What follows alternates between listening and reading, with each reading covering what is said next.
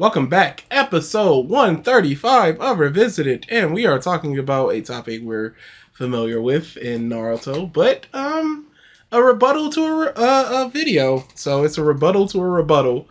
We are talking about Plague of Gripes is wrong about Naruto by HotBoySpicy.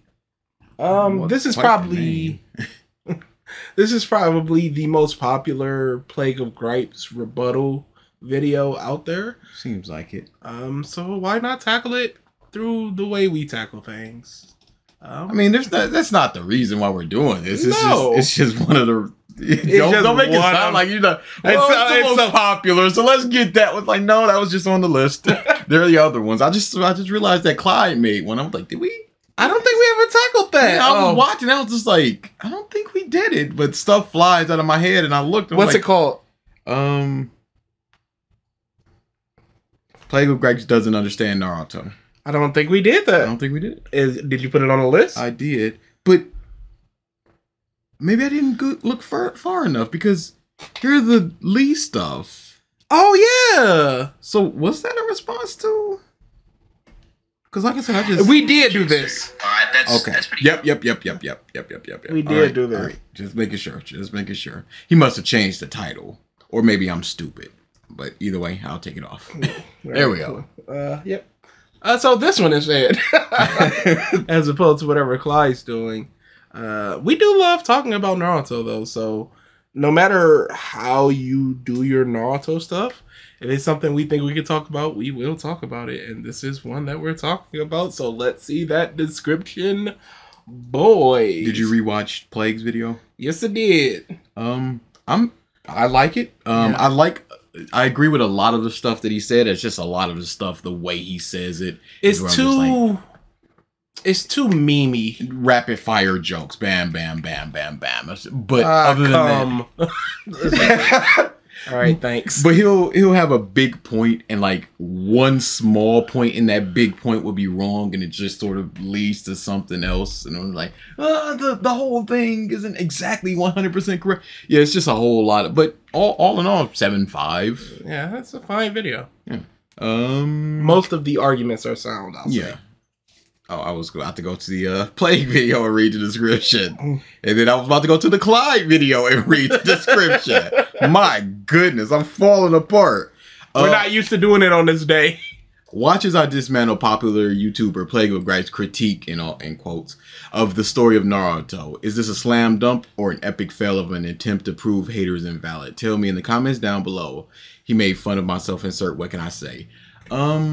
This is very difficult of a thing because this is a 20-minute video on a 40-minute video, which means that he's obviously not going to address a lot of things. There's going to be points where it's just like, this is ironclad. He comes from all the Hokage. Here are all the things that he did in order to win the fight. There'll be things that he can attack and he will attack. Yes, I would like it if these types of response videos, if they don't want to do it like us where they feature the entire video, I would like them to go, here's their main points and I'm gonna address these points. Maybe he does. Yeah, maybe he does. But the reason I'd like it to be that structure instead of just kind of regurgitating the things he said, it's because it would be way more structured, way more, I can glean exactly what you're trying to attack, what you gathered from the video. Just going, here's what he said, that's your interpretation of what he said. It loses the nuances of, like you go, Naruto's privilege. Well, there's a lot more than just Naruto's privilege. Neji said this. Well, how did Plague say that Neji said that? Are you attacking what Plague said, or are you attacking that the Neji point as a whole because you know Neji and you know all the stuff about it? Or even attacking his interpretation of what Neji said. So that's why the words directly, Yumasuke, and don't include 50% of the video or whatever to piss them off. Screw that. If you're going to respond to the person, I would much rather have you not misinterpret them in any way, shape, and form. And the best way to do that is to play it. And the best way to do that beyond us would be to play it in full, but we don't do that. We segmented it out. That's his own thing, but this is better than not doing it, then doing it this way. And I personally find it better. And then one step above that is listening to all of it and then going back and responding. I honestly think just kind of saying what the person said is the actual worst way to go about it. Like I said, with my entire points thing, once they get to that section of a point, like they get to point 3, they can play their entire point and then start discussing. As opposed to, again, just kind of regurgitating what the person said. I understand it's better for the creator in their minds because I'm not showcasing their video. So if you really want the full point, you're going to want to go to that video. But you're attacking the full point, and we should be able to hear the full point. So let's hear the full point by getting into this. Oh, okay. Huge disclaimer. I am now aware that Plague has a tweet that addresses his video as mainly done up for gag. Can you look for that tweet, please? Yeah.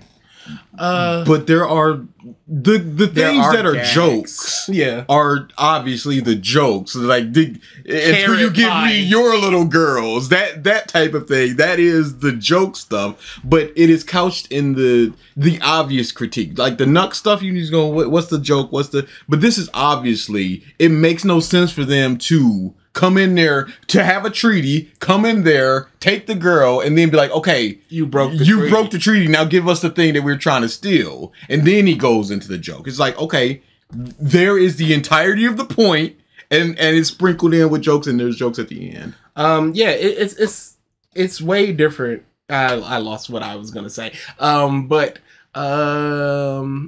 Yeah, that's very much like the cinema sins types of things where they're just like, oh, it's all satire, it's all a joke, but then there's legit critiques within those things. So when does it become a joke? When does it become a critique? I've said this a lot of time from Bob vids where he goes, it'd be like if you went to The Onion and there were actual news stories in between all the satire news stories. It's like, at what point do you think, hey, this is a real news story, or hey, this real critique is satire? Plague makes it very obvious what's not real and what is real. I do question the validity of this claim, being that he has yet to even pin in a comment elucidating what is represented as not his actual stance, despite knowing how many people use his video as ammo to propagate. That's not necessarily on him to do, but it can muddy the waters if he's not 100% like, hey, these are my actual points. Even if I'm doing a lot of jokes, this is what I believe about this thing. Oh, sorry, go ahead. So in 2019, somebody asked Plague, are you opposed to people referencing or using clips of your video? I want to make a video about Naruto, and I'd like to cite some of your opinions. Plague goes, the Naruto thing, half of that stuff are just jokes for internet comedy video and not actually my opinion. Wouldn't take it too seriously. Depending on whatever you're doing, I'd recommend just going with the source material. Usually the best policy. Okay, so he says half of the things he says are jokes, and you can obviously tell where the jokes are. Yeah, like the whole cinema sin stuff. You wouldn't take the lap dances. There's no lap dances in this movie. You wouldn't be like, what do you mean? It's like, no, that's obviously a joke. It's like, come on, let's get on with this. But propagates the Naruto bad. You should have put all of this in one. It just propagates the Naruto bad argument. So even if he disagrees with a large portion of his video, considering this critique a counter to anyone who references Plague's video as proof that Naruto is a hypocrite. See, even in the title, Naruto himself is not a hypocrite. The series paints Naruto in the lens of a hypocrite without even recognizing that they're doing so. Yep, just waiting for this to get done with. I don't make videos like this. So let's make a video like this. I blame the YouTube algorithm for my desperate attempt at claiming relevancy. So without further ado, let's talk about why this video sucks. No, not why the creator's channel sucks, not why he personally sucks. Nope, just this video. I don't really know anything about him outside this video, including the other content on his channel, and I'm not interested in finding out more about it after watching all of this video either. Although some... That's so weird, because even when we do a revisit, we'll go check out the channel and see other things. If they've got any MyAnimeLists or something. something like this, if you vehemently disagree with them, you're like, what do they like? Like Triggered, I'm very fascinated by what he values based upon what he dislikes in One Piece and what he likes in Demon Slayer. So then you just look at it and just go, well, this doesn't make a whole lot of sense when you talk about you don't like emotional stuff and then here's Clannad. So, but you know, I'm not saying you should do that or decrying somebody for not doing it. I'm just personally like interested in that thing, and on top of that, it helps you get a frame of reference of where this person is coming from. Because if you watch another videos of theirs and you're going, "Oh, I know," let's say Dragon Ball, he's talking about Tien. Let me watch this video. Oh, this is like 50% jokes again. Maybe this is just who he is. Parts of it are funny, and I engage in a bit of tomfoolery myself from time to time, so from one goobering gigawop to another, Plague, I appreciate your efforts in influencing me to exhale out of my nostril aggressively. I hate intros, so I'll be brief in how I'm going to go about dissecting his take on the series. I'm not going to show any particular clips of him talking. I'll mention what he says before attempting to dismantle it, and then... Yeah. Should have known. Again, I personally find this the worst way to go about this thing. Personally find it. Move on to his next criticism to do the same. If you want to confirm or deny any of my contentions, for example, if you believe I'm strawmanning anything he says in his video, you can go make sure of that yourself and then afterwards comment about how I'm gay for Naruto and that's why I defend this story. And then, so you're supposed to listen to his point and then just go, well, that doesn't sound exactly right. Listen back to Plagues, find it in Plagues, and then come back to this to re-listen to it to figure out exactly what... This is too much. Yeah, if you're doing... Let's say this is a 20-minute video. You watch this entire 20-minute video. You have to remember the points this person said, and then go watch Plague's video, and then systematically go, no, that's wrong with what you said based on what Plague said, blah, blah, blah, blah. And then come back to this video and comment on how they were wrong about the thing. It's a lot of things going on there. Please just show the clips. To which you'd be right. So one of the first things Plague seems to paint a negative color is that there are too many Narutos. Yeah, and this was one of my points where I was just like, what do you mean by that? Because he just goes there, Jiraiya is a Naruto and Obito is a Naruto. You can extrapolate that they want to be the Hokage. They're the knucklehead. They are the orphan. They are there was one more. It was just like something about strength. Yeah. Because he goes into Irika going, he's a knucklehead. People don't like him. He's an orphan. He's an orphan. He mentions this, and it is not a main component of his fight. If you want to take it like that, absolutely there are. There's a lot of archetypes. Yes. Like, Naruto is the blueprint, and then a bunch of people branched off from what Naruto is as a character. Tsunade was able to relate and feel for Naruto because she is like those two people. Or he's like those two people. Jiraiya sees himself in Naruto. Things like that. It's just like... While he briefly mentions this, and it is not a main component of his fight towards the series, I do want to elaborate on why I believe there are so many quote-unquote Narutos, and why... And pause. Oh, by the way, I have a wireless keyboard if you ever want it, so you can just pause on your own. No, the system is set. I have forgotten what I was gonna say. Too many Narutos. I want to extrapolate on why there are too many Narutos. Oh yeah, what's Plague's issue with there being too many Narutos?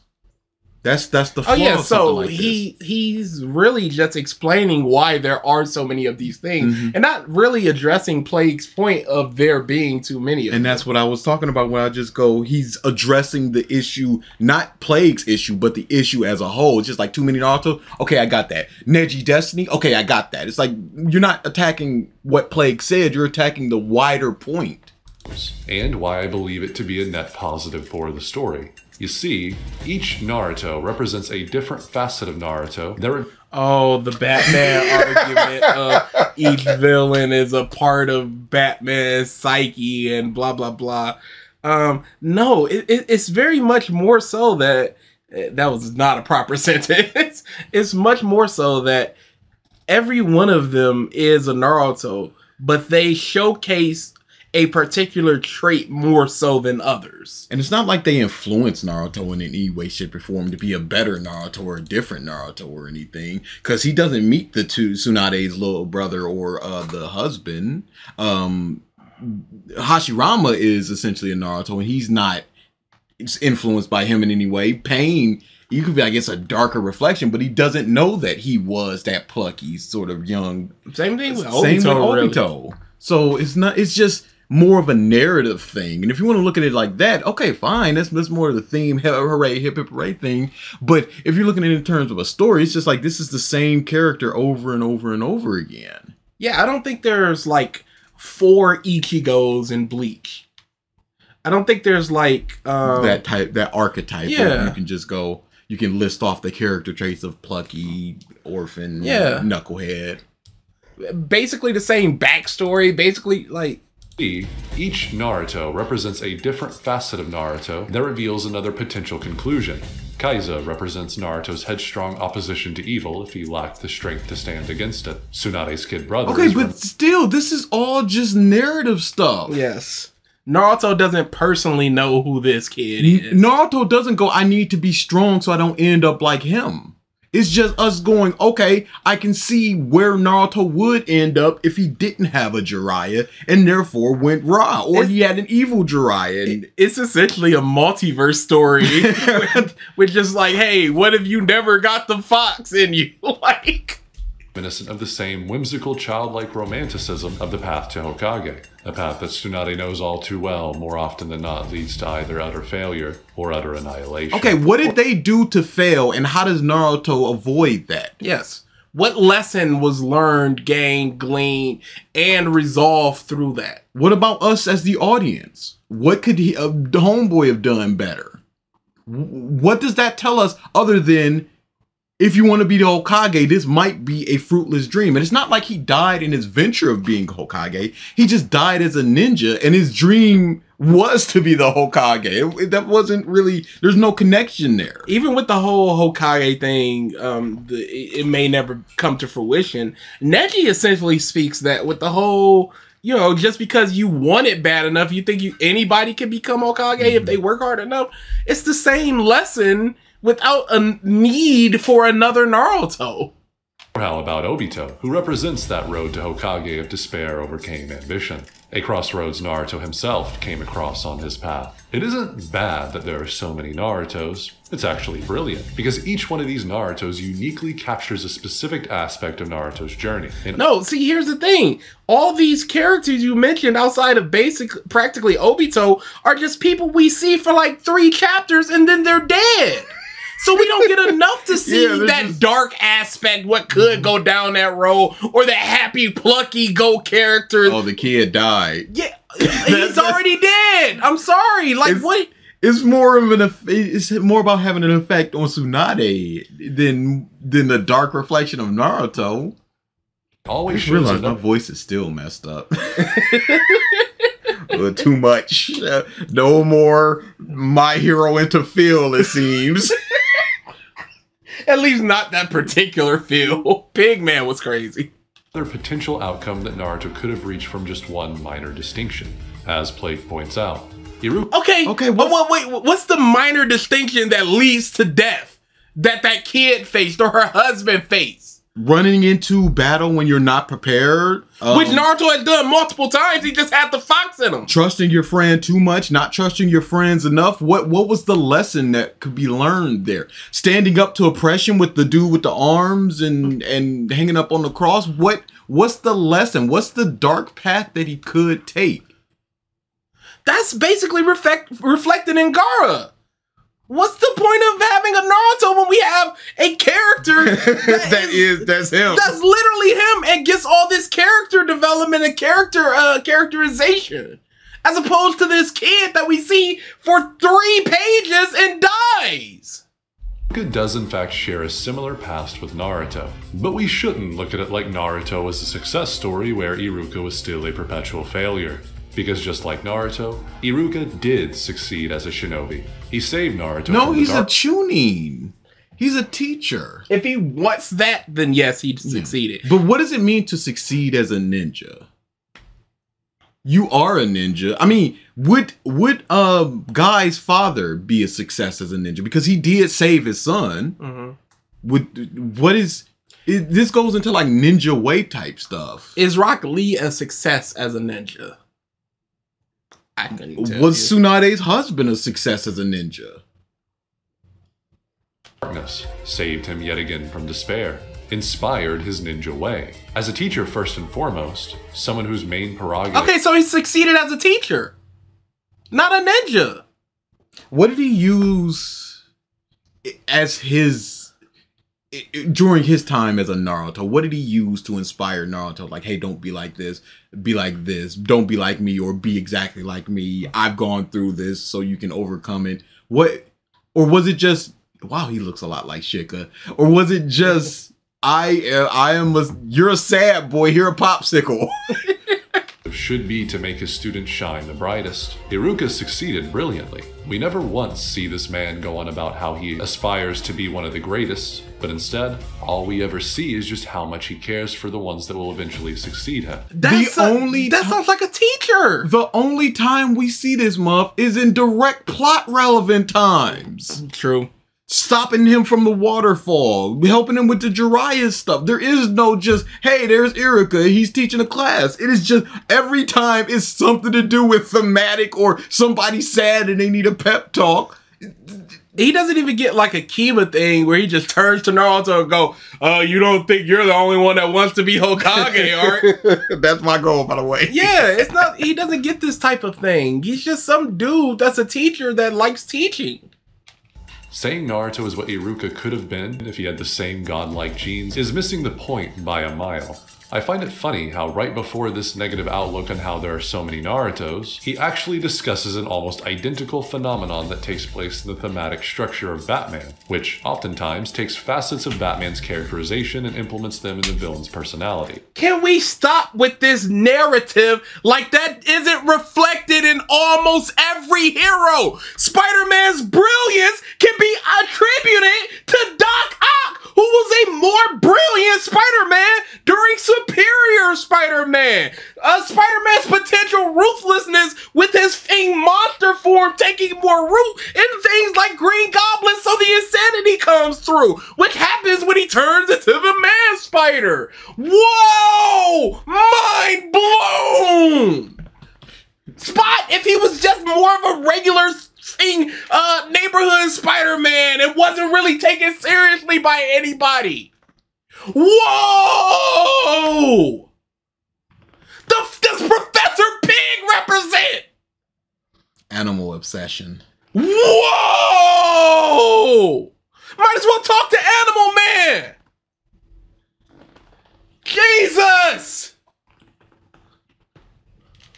So that when Batman is faced with one of his many notorious foes, he is in actuality facing a part of himself. You gotta stop this noise! He's gotta face himself 30,000 times! But let's just take it as fact. not! Let's just take it as fact. Naruto doesn't do that because so many of them are either past the time when they are a Naruto or they are dead. Yep. So there is no... He never gets to really face himself in that. And when he does... it's an actual facing of himself. See, everything you're talking about manifests itself in the story anyway. So why even have these different facets of himself where you could have seen where he turned out? That's Angara. The what could happen in the path to Hokage. That's Neji.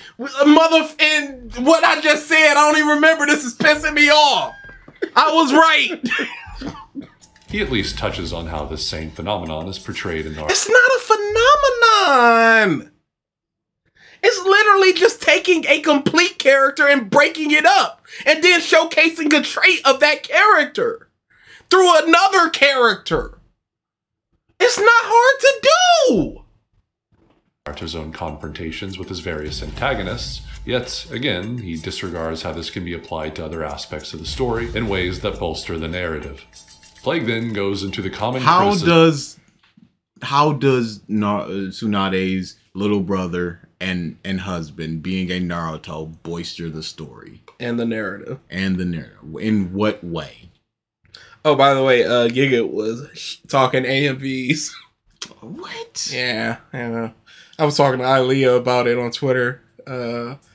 Yeah, he was basically... He just sucks. He's basically like, it's dying, and pretty much because I don't enjoy it. Okay, cool. Yeah, it's like, he sucks, y'all. He sucks. Of Naruto's hypocrisy, like how he's supposed to be the boy who overcomes his limitations with effort, but as the series progresses, you realize he only ever had advantages. Seemingly. So firstly, the Nine Tails. It's almost comedic genius how Plague talks about Naruto using the Nine Tails as a scapegoat and becoming a better ninja over a clip of Naruto's transformation on the Tenchi Bridge, when the whole point of this battle was to stress the negative relation to using this insane power. Naruto's... But if he had not used it, Aura would have killed him. Yes. So it was a benefit. It just is an out of control benefit. Psyche is not only compromised during its utilization, but because of this compromisation, he wounds Sakura as well. And they always look at it as the pure negatives. He's out of control. He hurts Sakura. There is no dialogue between him and Oro now, so it can't be an exchange of ideas. But what about the fact that Oro would have just beheaded him right then and there if he hadn't have foxed out? Hell, the only ones who compliment Naruto on his powers here are the villains, who say he's matured as a tailed beast host, not as a ninja, relating him to the beast that is the Nine Tails. Yes, because all they see him as is strength, and they see him as a character. Yeah. That is pretty standard stuff. Seeing as how Oro has only seen Naruto 1 or 2 times before here. Naruto Uzumaki. Even their compliments are almost taunting. I'll touch more on the Nine Tails later when it becomes relevant again, but just remember this little tidbit for later. He sounds like Plague. I don't know what Plague's point was. And no, it's the comedic genius of but I don't know the exact thing that Plague said there. And I literally just watched this an hour ago. Same. So Plague's comment on how we don't ever see Naruto trying, or even learning, is just, well, odd. I don't know how you can read or watch this series and come out with that takeaway.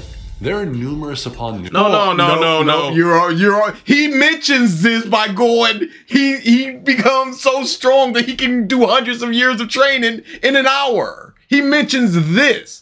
This absolutely. But before this moment, what training do we see other than the Rasengan? And that was specifically for a new jutsu. Even before that, he was talking about how Naruto didn't even really know what chakra was. So he wasn't even trying to be studious or anything. No. Anything that wasn't repetition to get stronger or a better understanding of what being a ninja was, we never really see Naruto do that thing. We never see him pick up a book and try to learn about chakra control or anything, when he doesn't really even understand chakra to begin with, despite flunking like 3 times in ninja school. He specifically said we see him doing push-ups and sit-ups, but that's about it, which is true.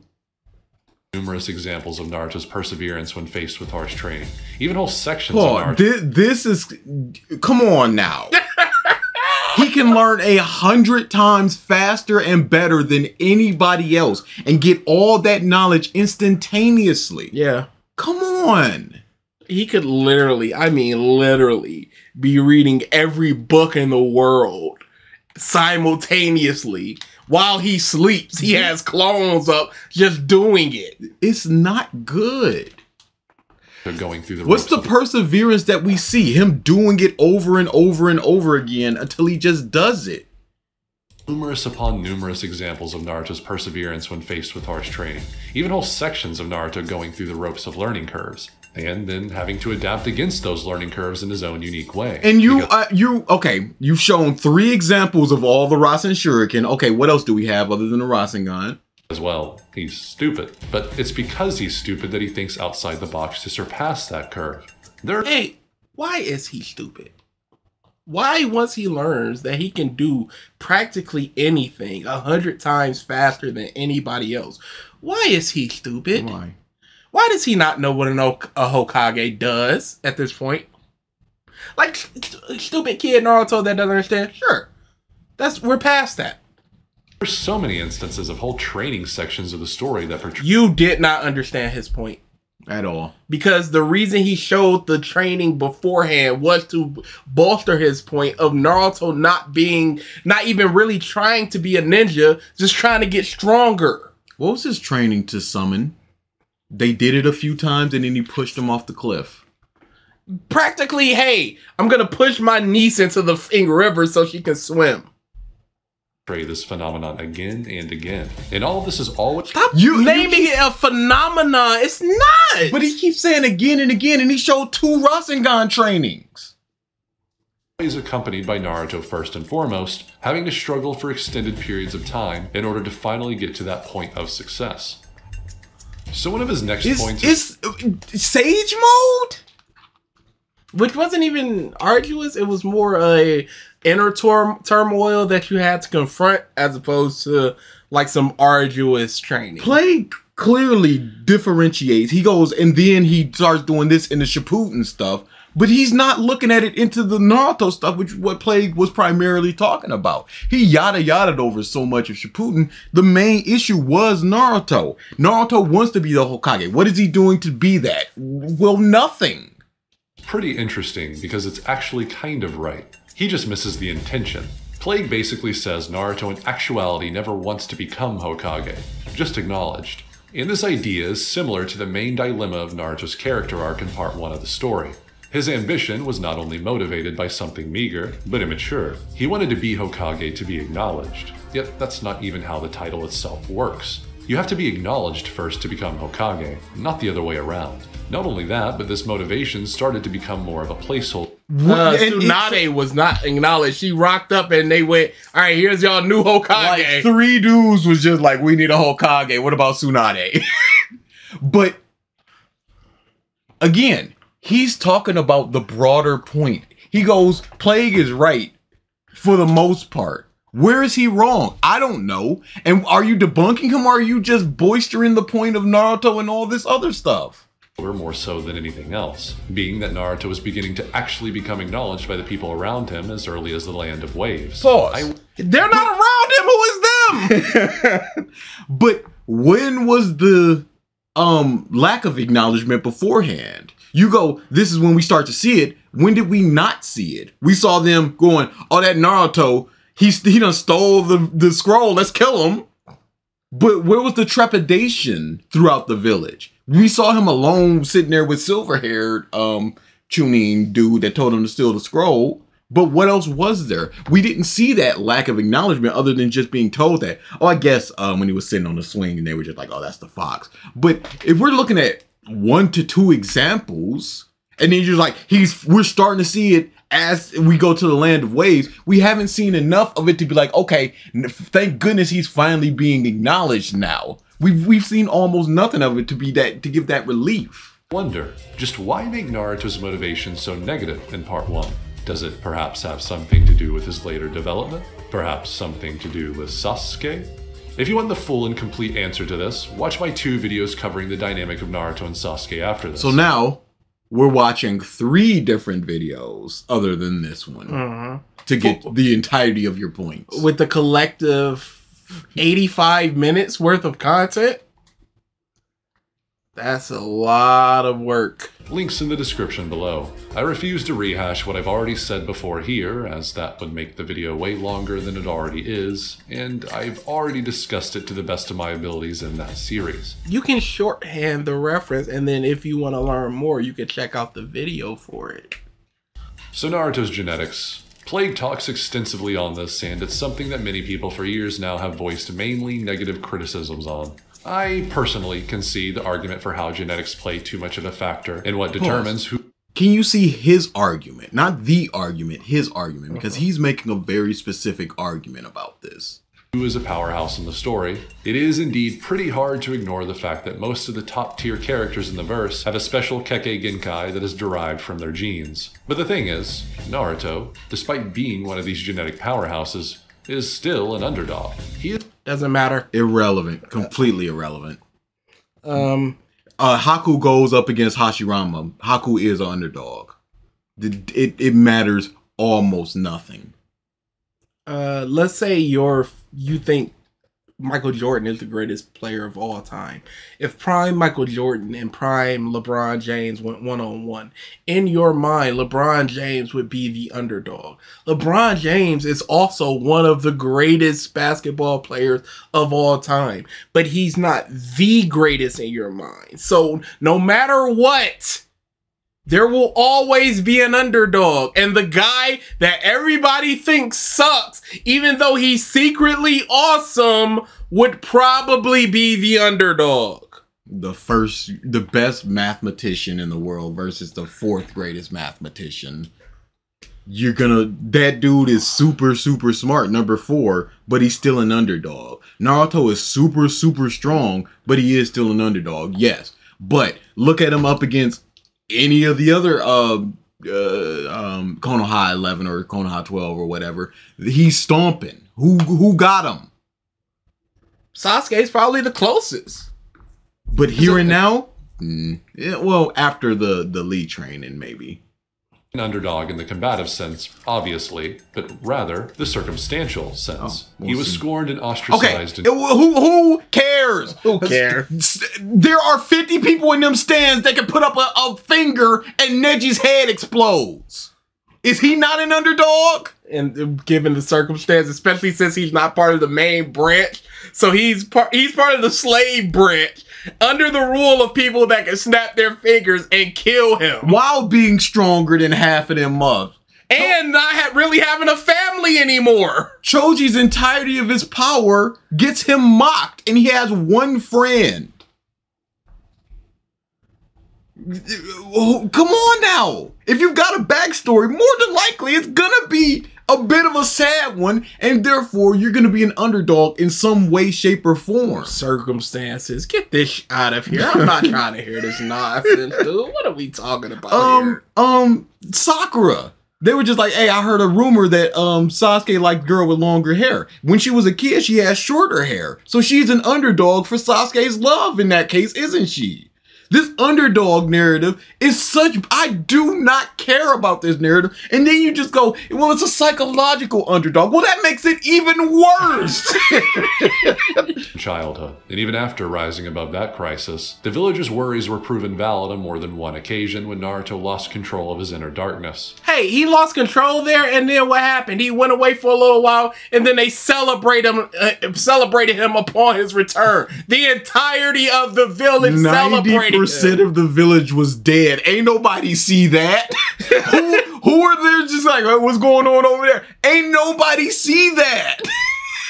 Yet he eventually rises above this circumstance too, not by finishing the job in a traditional sense, which would ultimately lead to more hatred, like his predecessors had done many times before him, but by coming at his darkness in a novel way, with an attempt to not only acknowledge it, he had to literally face his darkness.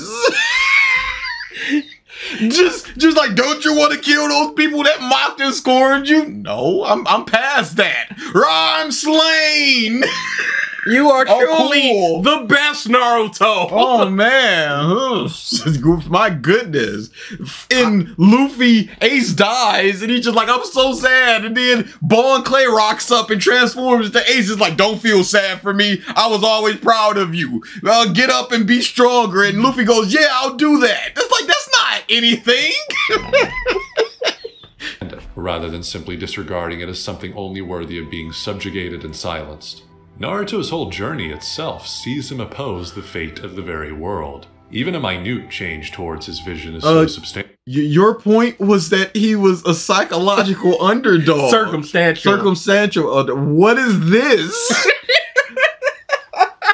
Again, Plague was clearly talking about part 1. He alone could never make it happen, no matter how powerful he is. Against Obito, he needed people at his back, and against the full force of the army. What does it matter? What is your point here? Again, all of them are underdogs because of the circumstances right now. What does this matter? What is your point? He needed help, so genetics didn't matter because he needed help.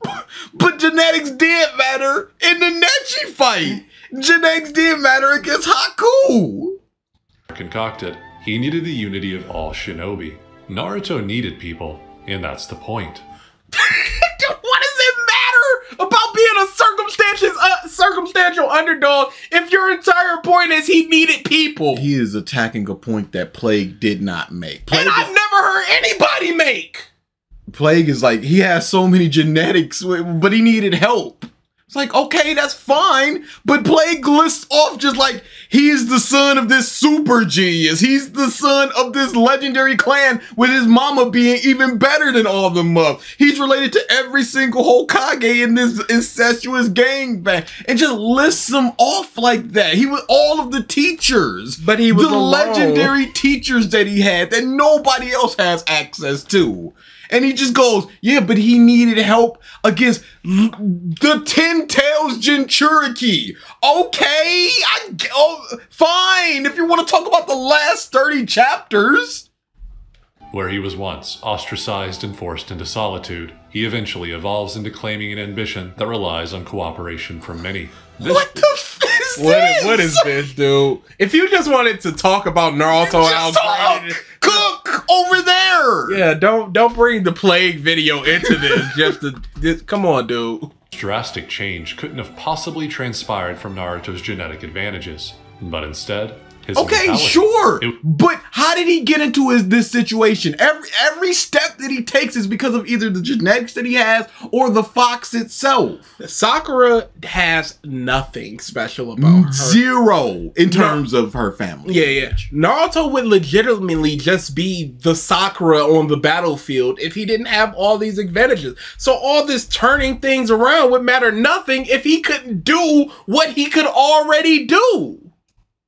It was the assistance from others and his resolve to push through despair. that Sure, contributed but you are not debunking Plague by going Circumstantial. The genetics play a big part in that. Well, he needed help.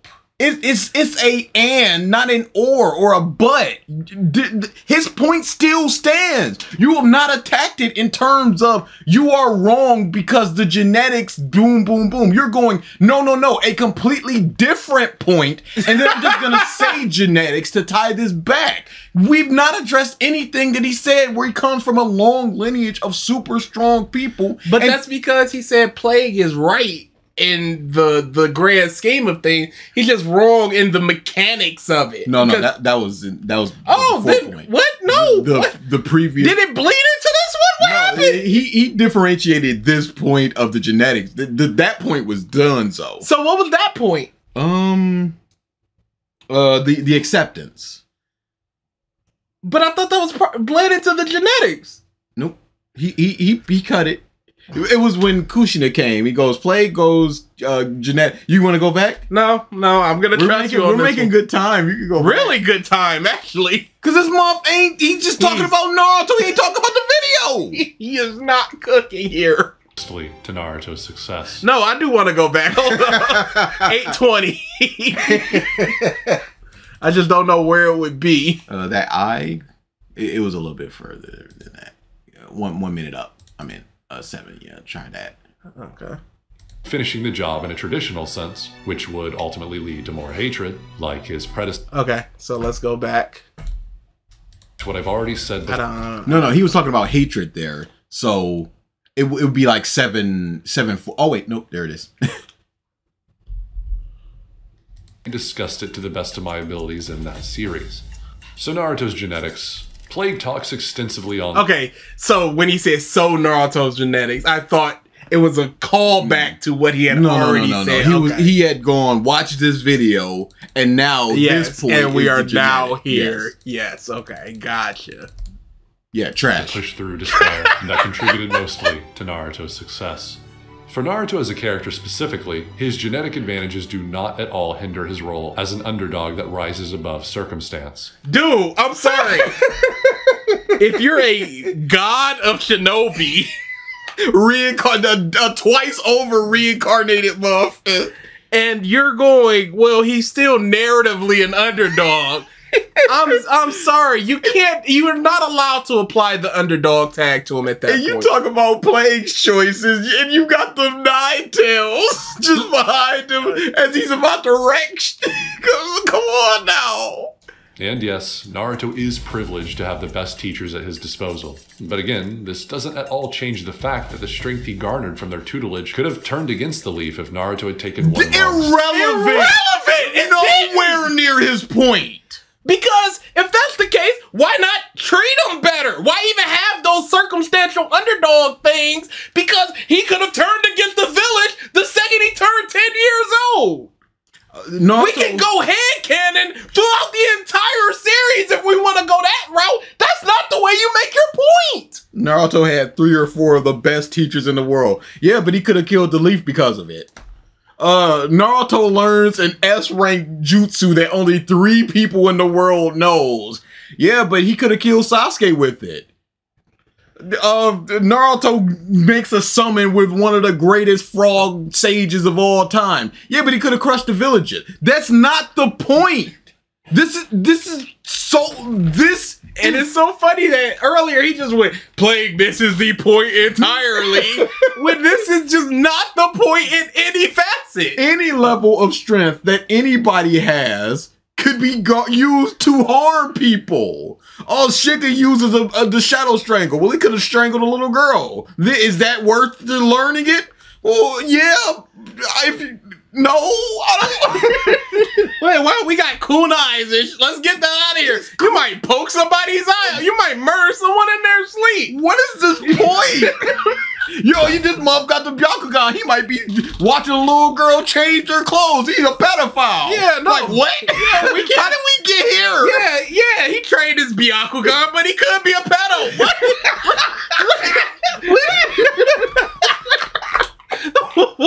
What? Okay, I guess he could have. But that's not the point being made here. I mean, I guess technically you're correct. Yeah, he absolutely could. But that's not really where we're going with this, I'm afraid. could have turned against the Leaf if Naruto had taken one wrong step. Naruto chose the path of most resistance on his quest to become Hokage. What? This is literally against what Plague said, because he said that he didn't train, and you go, well, he trained later. What did he do to take the path of most resistance? Most resistance! He didn't know what chakra was! What's the easiest path to being Hokage? Well, how does he take that path? How does he hop on that road? What does he do to become the Hokage? He becomes the strongest. He trains like other people train. He didn't choose to be ostracized, because that's what the most resistance is. You need acknowledgement. He didn't choose that. What did he choose? What did he choose? Did he go, yeah, I can do 100 times the training that other people could do, but that's cheating. So I want to do the same training as everybody else. So I'm only going to do just me. Except until I do, and then I'm just going to do it. No, but the path of most resistance would just be the one. Yeah. Because that's the difficult path. I have all these gifts. I'm not going to use them. But I'm not going to use them. I have this trust fund over here, but I'm not going to. I'm going to be slumming it with you guys. Yeah, I'm going to earn every dollar I spend and no other money. You say this like nobody else in the world is training. Let's accept that everybody is training. Is Naruto training more? Is he training harder? If you say yes, in what situations is he doing that? Oh, by training 100 times harder? Okay, so that's an advantage. By training with these legendary sage toads, toad sages? Okay, so that's an advantage, isn't it? Because nobody else is afforded those opportunities. What is he doing? One of the 3 possible Sani. Everybody is training. How is Naruto training more, harder, better, or anything? Most resistance. That's bars. Even if he is the 4th son, had he kept... Even if Even if you are the president's son, you chose the path of most resistance to get into the White House. No, I got nutted. My mom got nutted here, and I'm here. Oh, look at you, the son of two prodigies. You're gonna have such a difficult life. What the? Do you hear? Even if he was the son, no, he is. Let's just go. Yes, he is. First off, and second off, despite being is what you're looking for. Even if he was the son, no. let's just say he was the fourth son. Let's just say he. To this exact same philosophy being a nobody, eccentric people like Jiraiya would have surely noticed. But that's not even— What?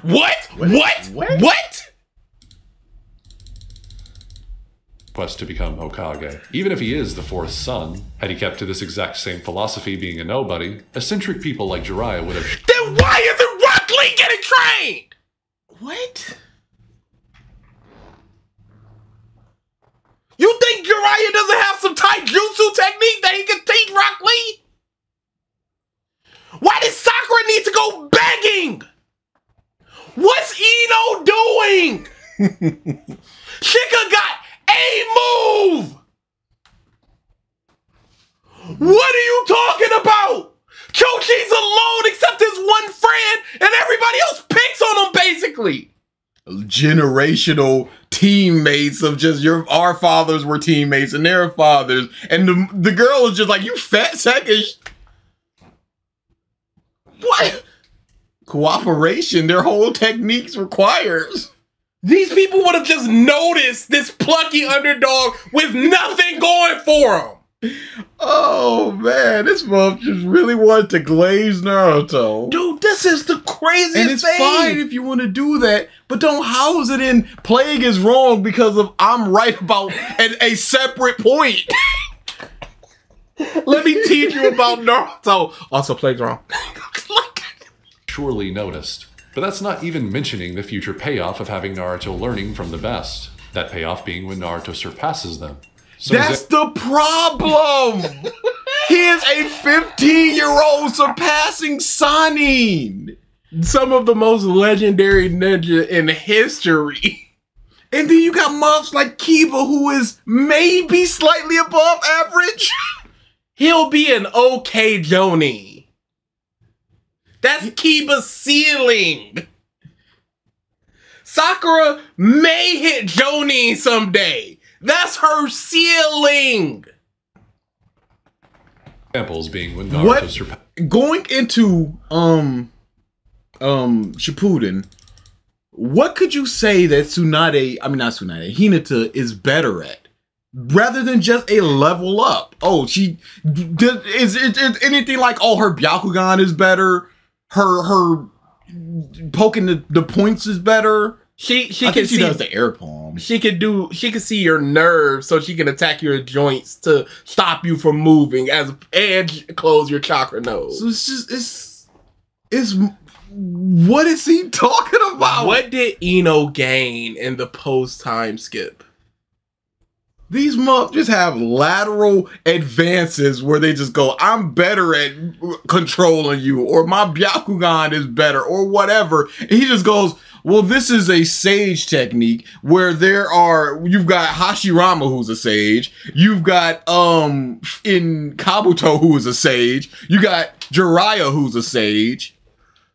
Who else are sages? Oh, just top tiers? Oh, you have to learn from legendary frog muffs in this random mountain up here? Oh, the reason why I'm able to perfect this in a way that Jiraiya isn't is because that I can just pop clones freely because of the fox within me and my mom's super awesome chakra, which was even more awesome than the clan's super awesome chakra. Come on! It's not simply that, you're just looking at it purely as narrative. He has these strong teachers. He surpasses them, and therefore he's stronger and therefore closer to being acknowledged and therefore closer to being Hokage. But you gotta take a step back and just like, what? He's stronger than Kakashi already? Come on! Payoff being when Naruto surpasses them. Some examples being when Naruto surpasses Jiraiya in the Pain arc, or in the War arc, when Naruto saves Kakashi from mental anguish like a teacher would for a student. Plague also touches on the reincarnation stuff a bit in this section of his video, but I want to save that topic for the end, so I'll skip over it here. Moving on though, in a couple of instances during the course of his video, Plague brings up that Naruto should have been killed several times due to his own negligence and lack of preparedness. Yet this completely disregards the point of each specific confrontation Naruto encounters. Cool. No, he's not talking about the point of it, he's just saying it should have happened. That's his point, and your answer should be yes. No, but then the story wouldn't happen. Your answer should be yes. Most times protagonists should just be killed, but they're not. Well, you could call it plot convenience or whatever you would like, plot armor, whatever you would like. Yes, he should have been killed. He wasn't. This isn't a real point. That should have been your answer, not, but why did he not die in those instances? Which, by the way, yes, does sometimes greatly differ depending on the fight. But even throwing that aside, I mean, it's not... Why is Jiraiya can't do this. What? Go back to that. Why is he supposed to be unprepared? They both trained with Asani. Mm-hmm. No. He's supposed to be unprepared because he doesn't know Sasuke's there. He's not supposed to be under... so much below him. Yes.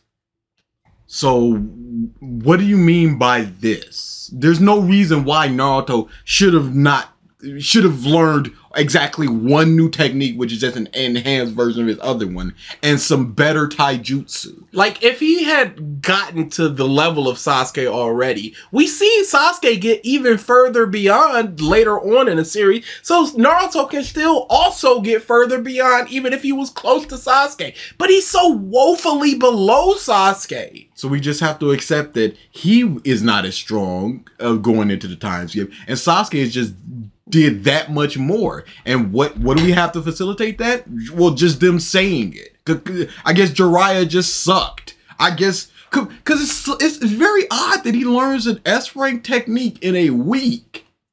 Naruto with the Rasengan, and then he just learns a bigger version, which he could just do. What is functionally the difference between the big Rasengan and just a normal Rasengan, other than just pumping more chakra? Is that it, or would it be more unstable and you have to better mold it so that it can be more stable? What is it about the big Rasengan that needed 2 years to learn, or a year to learn, or whatever happened there? Where Sasuke, he's putting Chidori's into his sword. He's got better handle of his Sharingan. He can do the Kirin. All of this stuff. On the fight. But even throwing that aside, I mean, it's not like Naruto went to Frogland to train in Frog Jutsu to prepare for his battle with Pain. It's not like he even brought Goon Squad to help back him up against Pain's superior numbers. It's not like he came wearing a scroll on his back to counteract the problem with Sage Mode's time limit. What is this supposed to be countering? I was about to say. So, the reason why he was up on the Sage thing was because of Jiraiya, because they knew Jiraiya and they knew that he was the chosen one and they wanted to train him. The reason why he had those frogs was because of Jiraiya and his mass amount of chakra, because there's no other person in the Konoha 12 that can summon until the end of Naruto. So let's just get that out of there. The scroll thing, we don't know if that was his choice or the frog thing. Maybe it was. Maybe they did mention that, but I don't remember it. But okay, if he did think about that and he did implement that, okay, sure, that's his smarts. Otherwise, it was just, here, take this and counteract that stuff. How does that speak to anything that you're talking about? This is just one example, by the way. Even before his fight with Neji, a fight that Plague touches on for a lengthy portion of his video, Naruto is undergoing training to prepare for this very match. Plague in what he learns the summoning. What other? That was a filler, and it didn't even come into play against Neji. It was Gaara, so his training was essentially worthless. And in terms of Neji, all he really needed was Jiraiya to hit that and seal. Oh yeah, I was about to say the seal as well, but that wasn't training. It was just him going, oh yo, here you go. That's all he needed really, because that's what he used against Neji, not the summoning. A very extended tirade analyzing every one of Naruto's fights before Neji in his own unique way. I'm not even going to bother covering all this, as I'm too lazy to meticulously poke holes in every one of his conclusions here, and it might end up being redundant anyway, as what he says just kind of bleeds into his discussion on the Neji fight. Although, I will stop to say that the Kiba fight, it does have a little more merit than what Plague is giving it credit for here. That being Naruto validating his way of the ninja to never give up by displaying his victory to everyone in such an important setting. Yes, in terms of narrative, yes. But what Plague said was Naruto got finessed for 2 episodes, hit Kiba 2 times, and then he fell over. Naruto just gets up and it's just like, okay, is this more of a beating than what he went through with Oro? With what he went through with Haku? No, he's just like, I'm gonna get up. It's like, your bones aren't broken. You just got hit in the stomach a bunch. It's no real, oh my goodness. He's really coming back from this. He's him. He's showing his ninja way. It's like, no, he just... It's like Ippo getting hit in the shoulder and then going, I won't go down. Well, I would assume not. Sure. Was beat up and knocked around, basically proven inferior. But he never once let that deter his motivation for victory. And because of this tenacity, he is rewarded with victory. Pause. Okay, so what was he supposed to do? Dang, I quit. I guess I'm not cut out for this. Of course, this is a story. They're not gonna give... Hinata didn't give up. Who gives up? Shika. Choji was just like, I don't want to fight this, but I'm still gonna become a big ball. I give up. I am Shika, and I am out of chakra. Yeah, I'm out of chakra. I had 100 plans, but they all needed more chakra, so I'm cooked.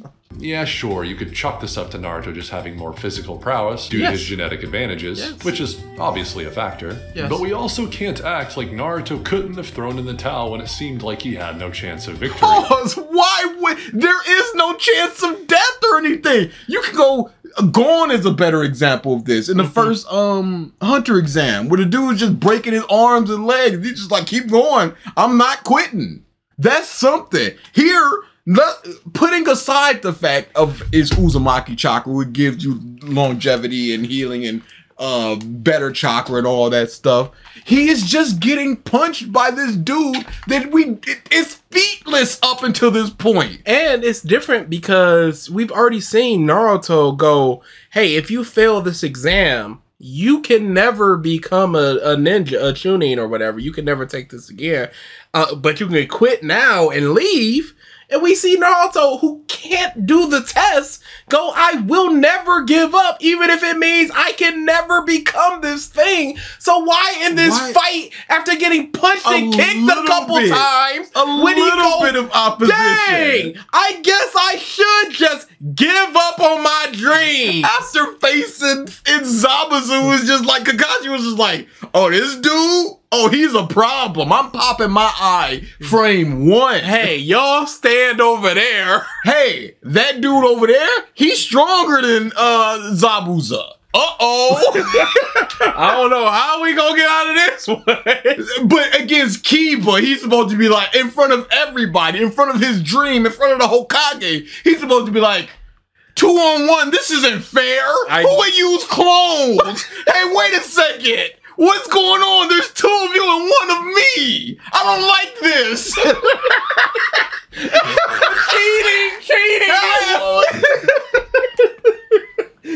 Cheating. Completely going over his head like, this mother, he's the clone guy.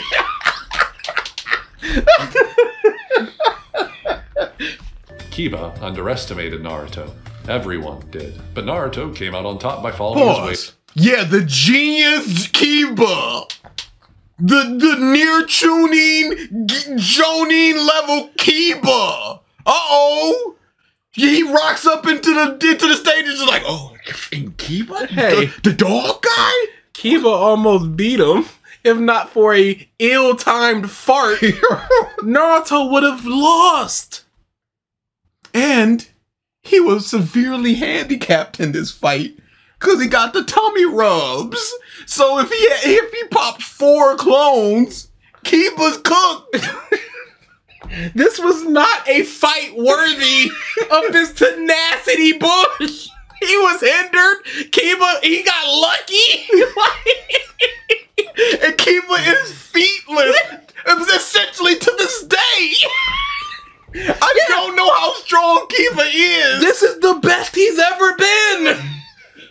was his Zenna. He peaked in high school. Could Kiba beat Choji if they were to fight here and now? I don't know. Could not begin to tell you. So I'm not like, oh, Kiba's so much stronger than Naruto. It's just like, Yeah, get up, Naruto. Show Kiba that you won't ever lay down. eternal rival Kiba.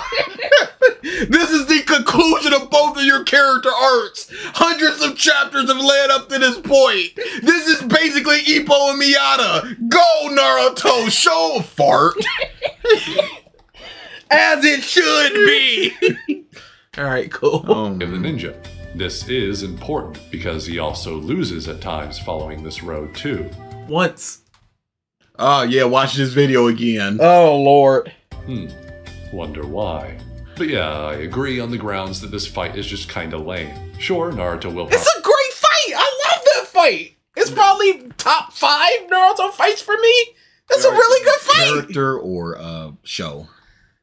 What do you mean? You said top 5 Naruto Show. fights. Oh, really? Yeah. I love it. Naruto thing looking, using his brain. Sure. I remember the dog thing. I remember the Gatsuga. I remember the ending. Hey, here's the thing. Naruto doesn't have a lot of great fights. I understand that.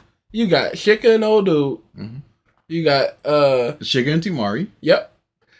You got Shika and Flute Girl. Yep. Oh no.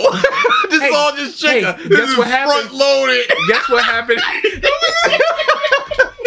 But guess what happened in all those fights? Brain stuff. Yep. That's not fair. Yeah, it's just not. Even his first fight with old girl, we was just like, you're just gonna leave back? I'm gonna do the same thing. Bonk. It was like, yeah, you're by the wall. Stars it out and wins by doing something completely out of pocket. But Kiba all around came out just looking more impressive as a ninja, which I guess despite I don't think he did. He beat a Naruto who could not No, mold. he didn't beat him. Oh, he was beating up on a There Naruto you who go. could not mold his chakra, number one. Number two, even if he could have, he was not good at it beforehand. What did Naruto do in this fight other than a transformation jutsu and some smoke? That was it. before still makes me not care much for this fight, because Naruto just wins by kinda getting up a lot, which is ultimately boring to watch.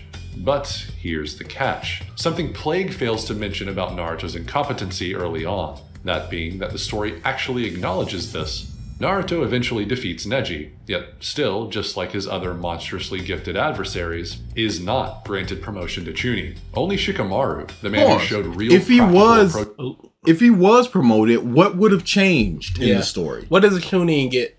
It matters not. Yeah, he was a Genin through the whole story. It didn't matter near the end where it was just like, oh crap, you need to be a Chunin.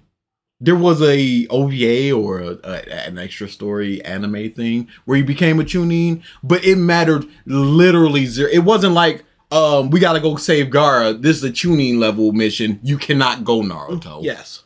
It granted him nothing. And then have Naruto just follow them. And they recognize that Naruto's following them, but they're just allowing it to happen. Because he's not very good at sneaking and stuff. Stuff like that didn't happen. It was, I'm going, okay. And you can say that the reason why Shika was promoted to Chunin was because we needed somebody to lead that mission without them being too strong. Yeah. Because if a Kakashi goes, one shot, done. If Shino goes. If Shino goes, look at that boy just standing. Oh, you see that tall? It's also, he never got an evaluation for Chunin. His fight He was never, canceled. come on now. He didn't even get a chance. No. Justice for Shino up in this bitch. What's going Hashtag on? justice for Shino. He ain't getting a fight. Hashtag bugs out. Shino.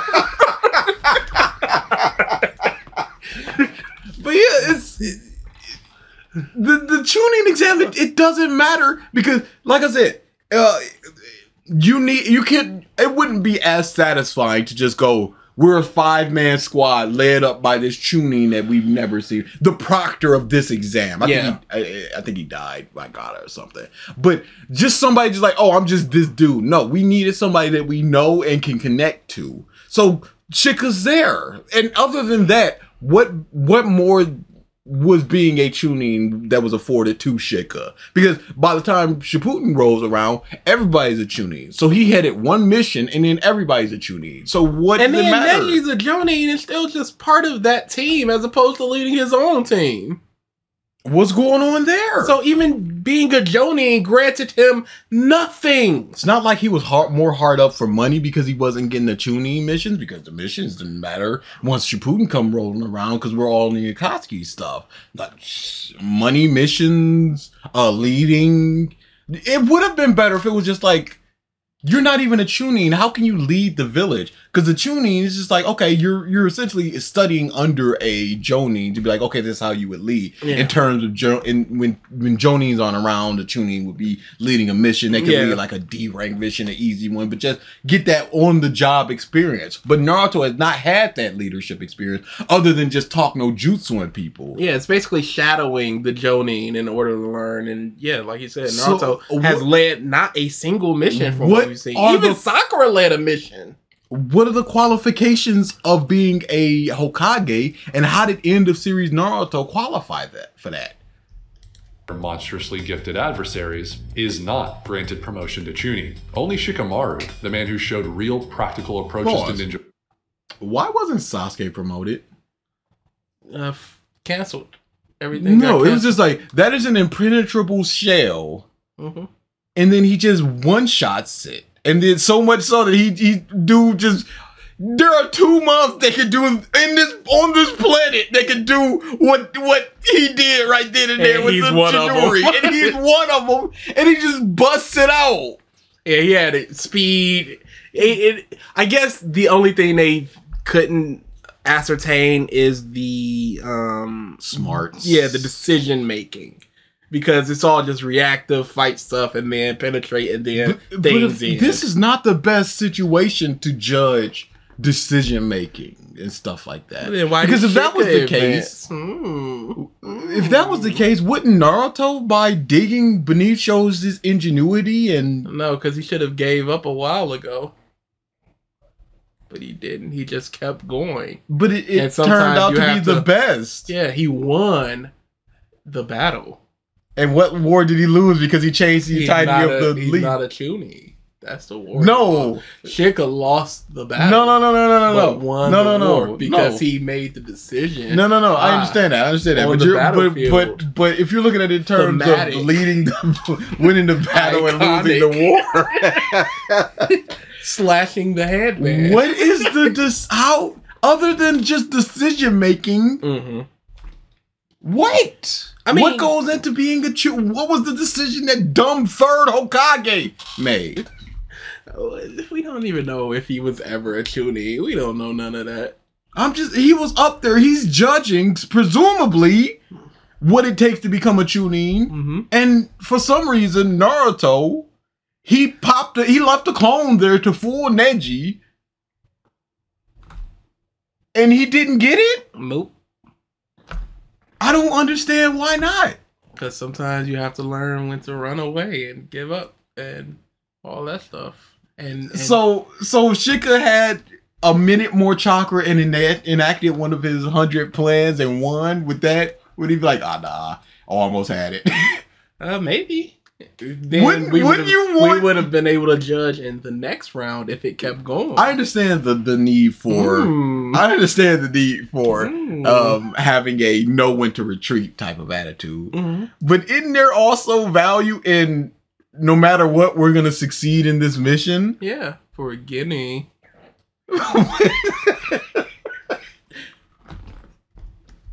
Warfare was granted the title of Chunin because the story did acknowledge the fact that at this point, Naruto still wasn't a competent enough ninja to rise in the ranks. I don't know why he was not competent enough. Yeah, I don't think I don't think his competency was pulled into question. It was simply that he just kept bull rushing without a real plan or anything. Because if you're the Hokage, you just go, here are Naruto's set of skills. How do you, as with Naruto's set of skills, beat Neji? What would you do differently in this situation? All Naruto could do was bull rush him. So we're here, The Muff got conclusive 360-degree vision. You can't pop enough clones to sneak up on them. 358. 359 and 1/15 of a quarter. Plague argues Neji is right in explaining that Hokage are born, not made. And I think Plague has already made his first mistake by getting too hung up on the tangible aspects that make someone Hokage. You see, while being super powerful is an important aspect of being Hokage, and while also not being willfully ignorant is just as important, the point of this battle isn't even really about Hokage in actuality. No, he never said it was the main thing. He just said, hey, Neji punked him out. Yes. This is one of two times where Naruto's ideology was just like, you've not thought about this at all, have you? And then he went, oh, I haven't thought about it at all. And then he changes in what way? Yes, Naruto has many misconceptions about the title even in this fight. And like I've said before, that's kind of the point. But the whole moral of this fight isn't necessarily what it takes to become Hokage, but instead, what it takes to surpass overbearing odds. Neji... And you see, he uses Plague's argument as a springboard to talk about whatever he wants. Yeah. So overcoming overwhelming odds. What overwhelming odds?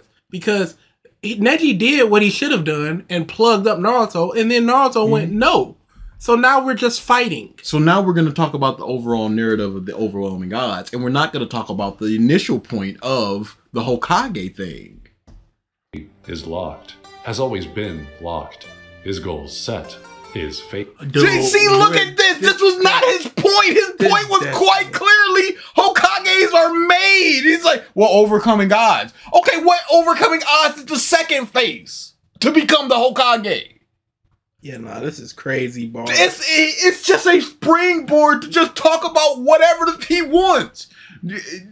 Plague is wrong in the case of he's not looking at it as the full picture. He's just looking at it as this was said in the fight. No, it's about overwhelming odds. It's about things that are not tangible within this. It's about something that you have to interpret instead of Neji quite clearly saying, you ain't Hokage material, and Naruto going, dang, I ain't. But I'm fixing to be. But in Hinata, the fist. Set. She ain't even see that. No. What does this symbol mean? Her? Why would you even cut to her? She don't know what's going on. Why is he putting up a fist? He believes his fate to be concrete, impenetrable. No! You show him with the slave mark on his head. His fate kinda is, because what happens after this? He does what he was fated to do and be part of the Branch family protecting the head. But that was his choice. Yeah. Yeah. So he's a bird free from his cage. He's a bird free from his cage that flew back into a cage. It's just a pan out to a bigger cage. Yeah, and he's just like, it's so great out here in the sun. Isn't the earth itself a cage when you think about it? Because the bird can't fly into space. Hey. So is the bird truly free? Yeah. Atmosphere. What HotSpicy Boy meant by this was, like, no, talk about what he said. Don't talk about all this other bullshit. Supreme. But Neji doesn't even acknowledge the fact that fate itself is nebulous. That one's own idea of a fated outcome. Does Plague acknowledge that fate is nebulous or no? You are really just talking about the series. Just talking about Naruto. Neji doesn't acknowledge that this is not about Plague. This is not all great. Has it ever been about Plague? Honestly. Holy crap. This is crazy part that we still got this reincarnation to talk about, which is also not going to be anything to do with Plague. Is up to their individual perspective in the first place. Neji believes, since he is a genius, and Naruto isn't, that he will surely overcome him. Fate dictates that the superior will always win, after all. But he's superior to Naruto, but he's inferior in his whole clan. So how does that factor into this? The inferiority. He's also inferior to the third Hokage. So where does this mindset come from? How much... Where does his perception of himself being a genius come from? Yeah. And what is he using... How is he trying to better or fight against what's going on in the clan? Because all we see is the Hinata stuff. He's not going, I'm going to show my clan that I can be. No, he's just like, I'm fated to be down here fighting you, and I'm gonna win because that's what it is, because I'm better than you. Yet Neji, with the idea of fate so tightly locking him down, can't even see his own, much less Naruto's. Neji has eyes that How pierce could he through... see Naruto's fate? What is he How could talking he about, see Naruto? bro? What are you talking about? What are you talking How about, can he see bro? Naruto's fate? He can't see his own or Naruto's fate. What? How? This is the second time that he's seen Naruto in his life. I don't know, man. I can't look at you and be like, oh, I know your fate. Yeah, I know what you're gonna be I know and what's do. up. I can't judge people that well, and I can't imagine that Neji. We should be putting that on Neji. Just like, because he got you special eyes, he's supposed to see. You're supposed to see this whole month in birth line and his future and past and his grandparents. Oh, your father was the fourth Hokage? I guess word. your fate is different than I originally thought. Oh, I'm my glad mistake. I was... through one's chakra, their very source of life. So he deludes himself into believing his view on destiny would certainly operate the same. Yet he can't even see with his superior eyes the chakra lurking deep within Naruto. No, because he didn't unleash it yet. He Yes. doesn't have that chakra pumping through his veins at all times. It's until he unleashes it. So how could... This is not a fault on him. He was using his eyes in the same way that he was 5 minutes ago. It was just at that point, Naruto was just like, hey, pay up some rent, Fox. Give me some of that chakra. He was just like, Hey, fuck, give me some of that stupid chakra. but he's using his Byakugan the same way, and then all of a sudden he's got this red face, and it's like he wasn't looking harder. He was just like, you cannot fight me. Your chakra points are closed. What's this red? And What's that little girl over there? Oh, I'm a pedophile. Until it's too late. The very chakra that used to dictate Naruto's own fate of solitude. Naruto takes hold of that energy that used to represent his cursed fate.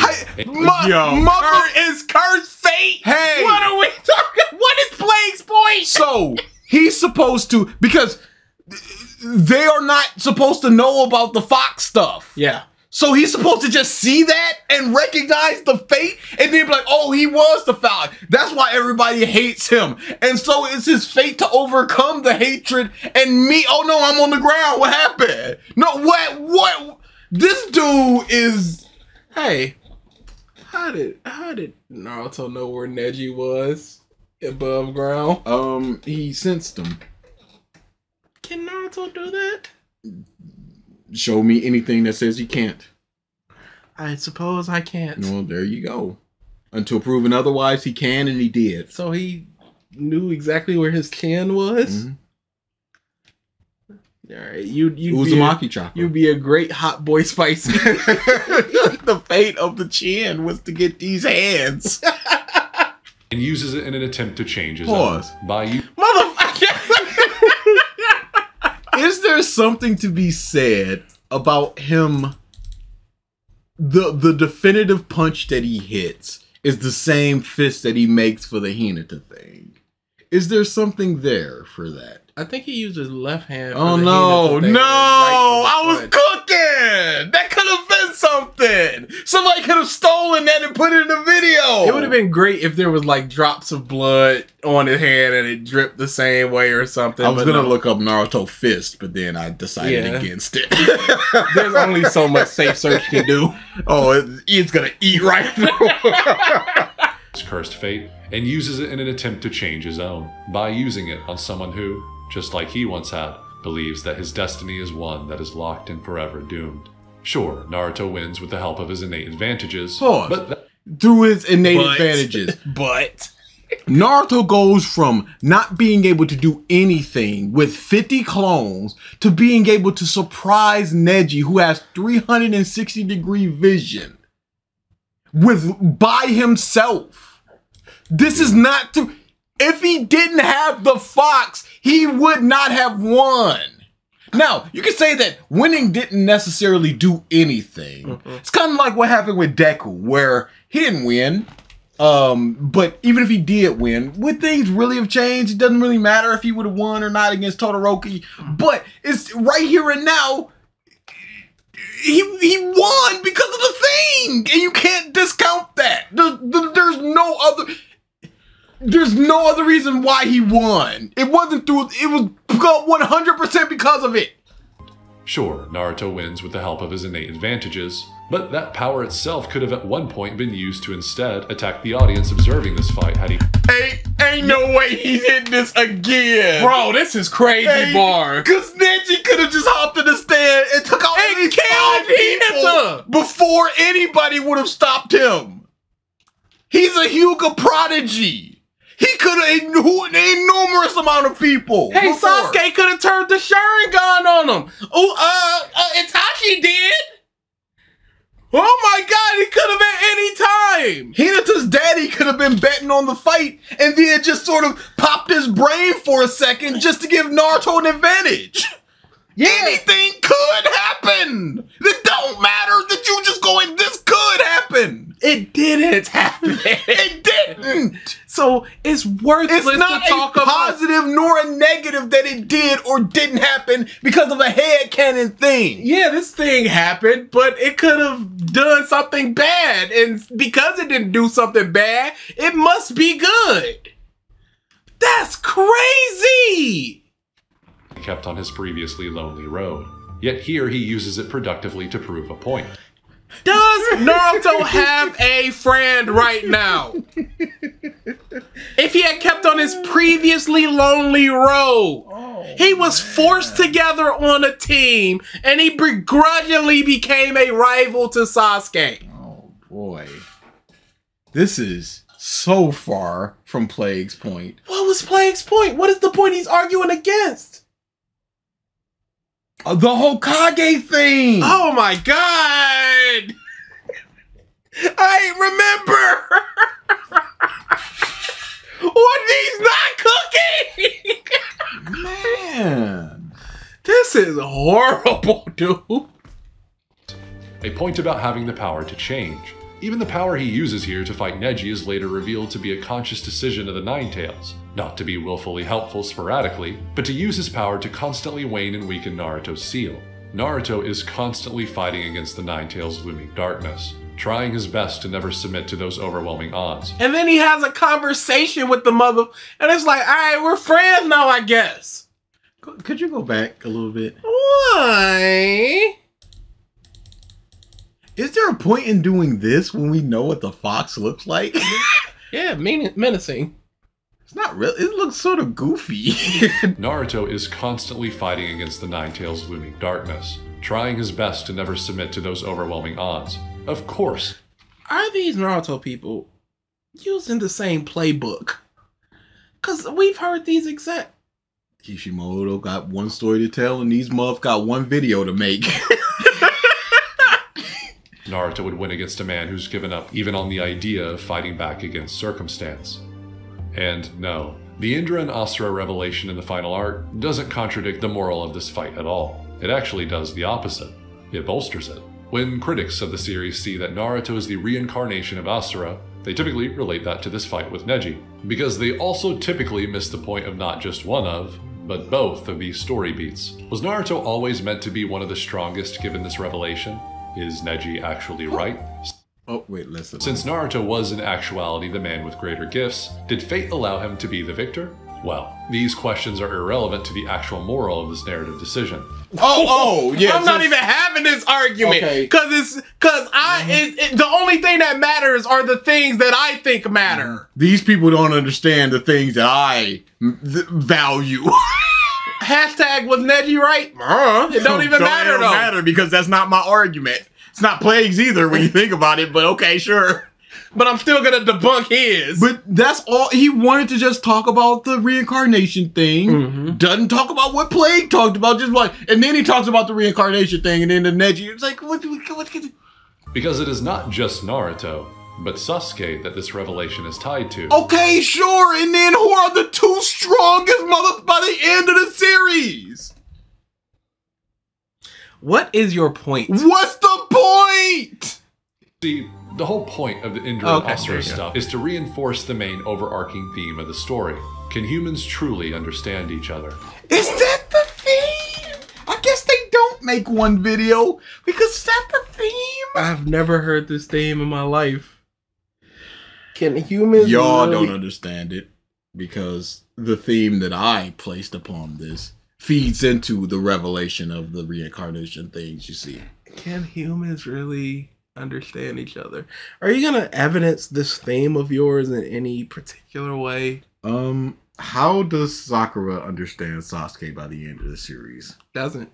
Oh. Kakashi and Sakura? It doesn't. I guess Kiba and Hinata? Kiba and Shino. Shino and Hinata. Konohamaru and Hinata and Naruto? Asuma and the third Hokage? Oh, we've never seen them have a conversation? It's kind of weird for a father and son, huh? That's almost like his mother can't write. Of mutual understanding bring peace. These questions represent Naruto's later evolved path to Hokage. They are what represent his true dream. The title of Hokage is not separate from this, but instead synonymous with his dream of the future. For him to be a reincarnation of an entity that is in constant war with another, that war being so great that the conflict even transcends generations, is a stroke of genius by Kishimoto. Hashirama and Madara were also reincarnations of these ancient men, and they ended up following that same fated resolution of conflict. So Neji was right.